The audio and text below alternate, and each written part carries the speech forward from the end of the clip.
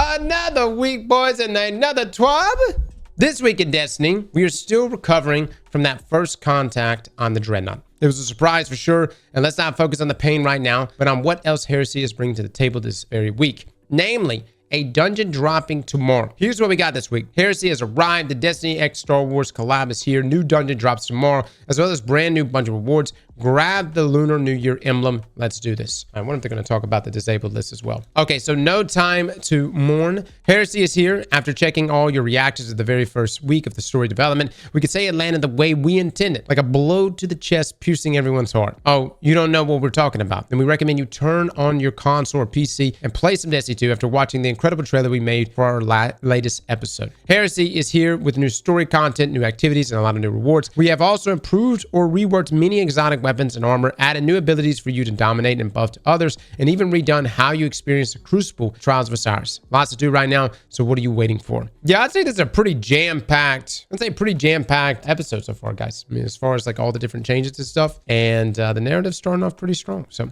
in a galaxy far, far away, along with the first act of Heresy this week, we have launched an array of Star Wars-themed armor ornament sets and accessories. Your Guardian can now don a look inspired by troopers and royal guards of the Galactic Empire, the Covert Rangers for Hunters, and the Royal Protector for Warlocks, and the Shock Enforcer for Titans. Additional accessories are included in the Interstellar Warfare Antiquities Collection, featuring the DS2 shell, the Advanced Prototype Jump Ship, and the Repulsor Lift Jump Speeder. New finishers and emotes are also available, ones with a lightsaber, and they have reverse, allowing Guardians to conquer the galaxy in name of the Galactic Empire. No lie, guys, this is printed. I haven't bought it yet. Dude, everybody's getting on just to buy this armor set. It's crazy. All right, new dungeon tomorrow. Only one more sleep till everyone can play our next dungeon, Sundered Doctrine. The best teams in the world will compete in our dungeon race and face our contest mode that will be available for 48 hours. We hope you have several builds ready, a tight-knit fire team to endure the challenge, and at least 1995 power level to meet the cap for contest mode. If you don't worry. As soon as the first team clears the dungeon, the regular mode will be available. I have a feeling, guys, that this dungeon, just with the enemy lineup that we have, it's going to be one of the most annoying dungeons on contest mode. I feel like, you know, you imagine just all the grim and stuff that are going to be in there. You're going to get yoinked around by the strand, those strand scions, and then of course like taking enemies as well. Now, for those who prefer to sit in tight and watch, we have more options for you than ever. As we announced last week, we will follow the official race coverage team in partnership with CB Gray and Evan with the Dungeon Zone stream. We'll be following the action live on the day, and there are drops available. Check out the channels, guys.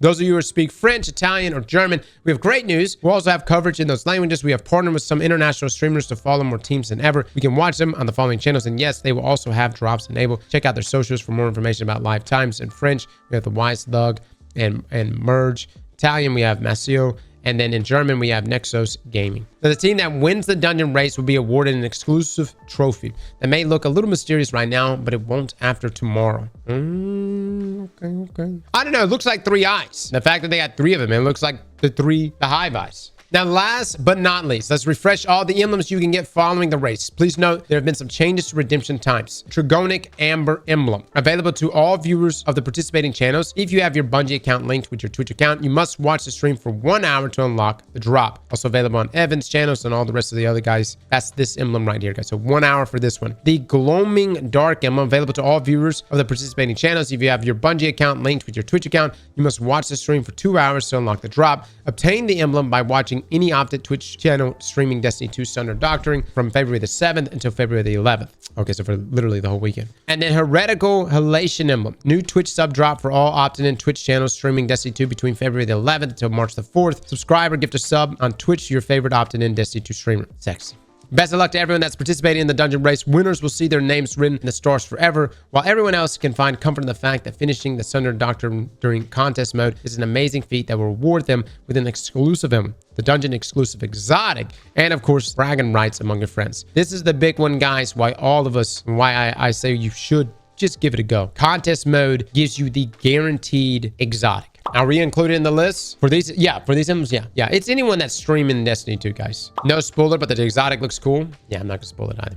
We saw it. Disabled item list. Okay, here we go. As we approach the dungeon race, there are some items that might be disabled to maintain the integrity of the activity, the race, and to give everyone a proper challenge. We will update the disabled items list before the dungeon is live with a complete list so everyone can check it out and prepare accordingly. All right, so nothing's been updated yet on this list, but currently disabled, microcosm. That one is disabled, guys. Something about ammo and some other shenanigans. It's been disabled.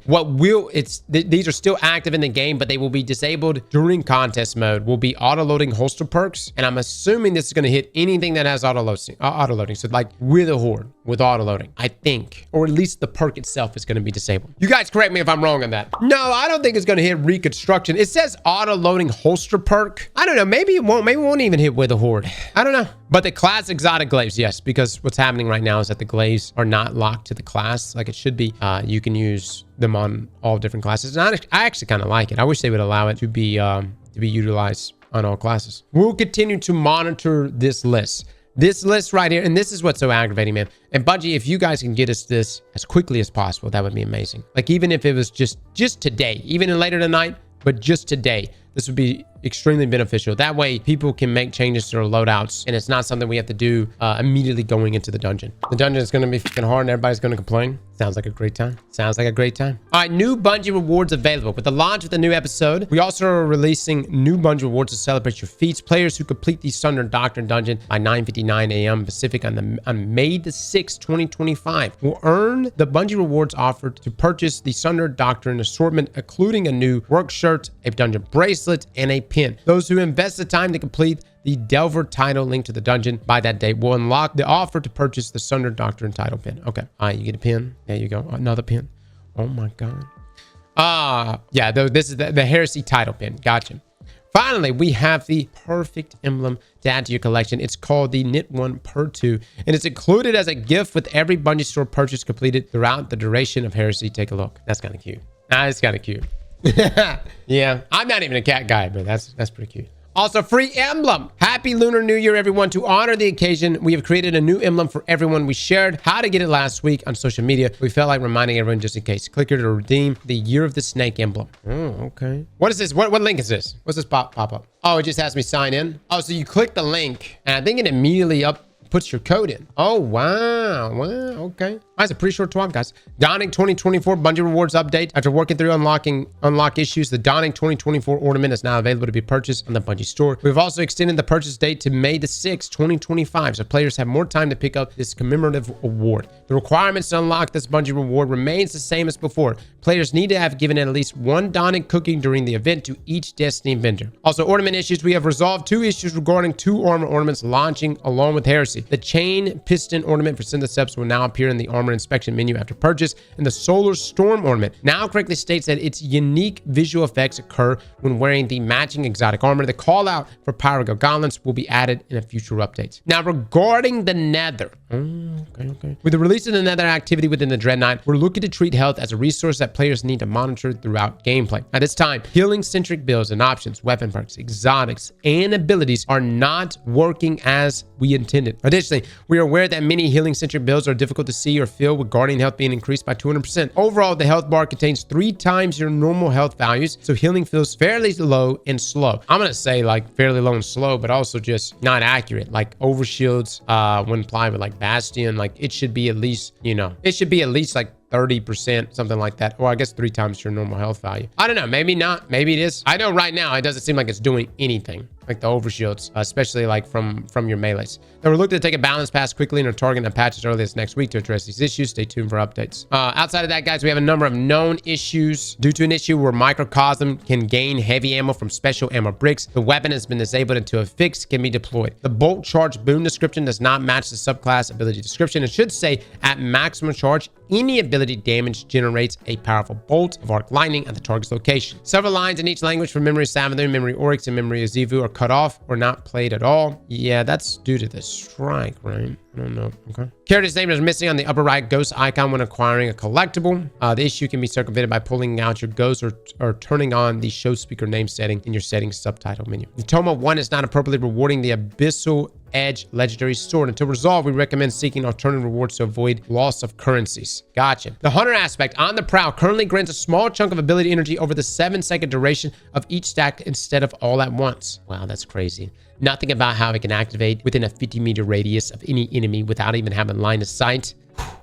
Crafted vaulted glass raid weapons still show that they can apply a deep sight harmonizer to the weapon, but it will do nothing and cost players their currency. Okay, do not do this, guys. Do not do deep sight harmonizer. Thank God I didn't even try. Also, dude, Bungie, if we can make vaulted glass the featured raid next week too, that would be amazing. We're all going to be no life in this dungeon this weekend, so it would be incredible if we could do that. The overload artifact mod is not applying to machine guns when unlocked. That's right. Class-specific weapons, swords, and exotic glaives can be used with any classes. It's not intended. The new competitive weapons registered E-stock can only be earned once on the first week when doing placement matches. Didn't we have this? We had this bug before. Non-point Gilded Triumph's description strings mention stasis, but it should say Strand. Hawthorne isn't offering a weekly deep side quest for the Vaulted Glass raid. This will be added in a future update. Again, all the more reason to make Vaulted Glass a feature raid next week, right? On the Act 1 Echo Warnings main quest, players will see an incomplete objective at the end of each Heresy week. Revenant's major fieldwork missions are unable to be accessed. Raids have surges enabled. This is not intentional and will be fixed in a future update. The Stoicism's Heart Pledge ornament doesn't show cloth on the Type 2 model. The Fatebringer Time Loss doesn't have a socket for mementos. The Nether Treasure Chest game reward can only be picked by the first player to complete it. And the Hunter Arc Aspect Ascension depletes all super energy when used during a roaming super. That's a big list, man. That's a lot. We normally don't go through all the known issues, but that's a lot. As a final note here from Bungie, we are done here for the day. Everyone ready for the Sundered Doctrine dungeon. Remember to have several builds for both survivability and DPS ready, and maybe spend some time trying to see what the new artifact perks might come in handy. Contest mode is no joke, but it's totally worth it. And don't forget about fashion either. You want to look handsome on the screenshots when you take down your new mighty foes. You could do this Guardians Destiny 2 community team. I would say, guys, have a few builds. I'm gonna probably have, you know, 3 or 4. Even some of the things that I think are going to be disabled. We think that Lord of Wolves might get disabled. Chat, anything else y'all think might get disabled by tomorrow? No, Bungie has seen Lord of Wolves. I mean, they have had to have seen it. Chaos Reach is doing some funky stuff. I ain't gonna say nothing, but Chaos Reach is doing something crazy. That damage is chunking. It'll just do damage, and then it'll stop, and then it'll just chunk. It's something with something going on. I say we just don't say anything. I haven't done any super damage testing live or anything. Let's at this point, we're 24 hours, less than 24 hours out. Let's just roll with it, man. Right here from Bungie Hub, we're aware of an issue where standard, special, and heavy ammo bricks in PvE are giving 5 to 10% less ammo than intended. This does not affect finer ammo bricks and ammo from other sources, which are unchanged. We're currently working on a fix, plan for an upcoming update. Okay, so it does not affect finer ammo bricks and ammo from other sources. So like, what is that? Like Aeon, Cenotaph, things like that. Those are all good, right? But special and heavy. How does that even happen? Spaghetti code, man. I suppose. Just normal bricks, right? Giving 5 to 10% less. I mean, if anything, if that's the case, then more people are probably going to rock, or will probably rock, like special finisher and stuff. A Cenotaph build. I perceive tomorrow's list of disabled items to get much larger, but we'll see. We'll see, man. I think tomorrow, my plan is to play Titan. I might do Warlock. I haven't really decided yet. And then we can roll up into the dungeon. It's gonna be contest mode. It's gonna be tough. I think tomorrow's dungeon especially may be the toughest one we've ever gone. The fact that they got a trophy alongside it and the lore implications of it, I don't think they're gonna want us to go in there and just steamroll it. And we're going up against some really annoying enemy types. Slap that like button like your mama told you right.